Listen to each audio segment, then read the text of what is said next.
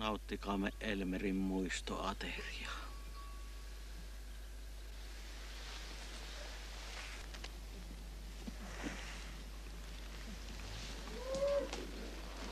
Kinkkuvoileipä. Niin on, kinkkuvoileipää.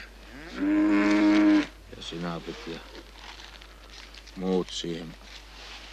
Tietysti päälle myös.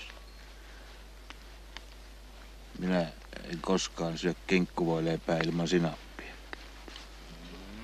Mutta jos on savustettua kinkkua. En sittenkään.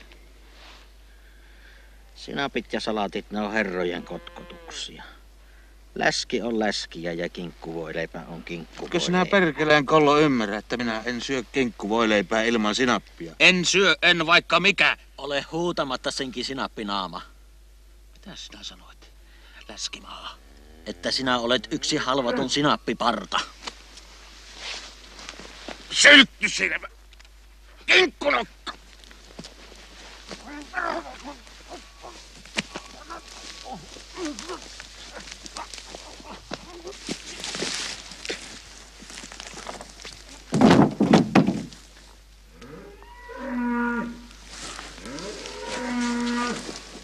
Antakaa minullekin.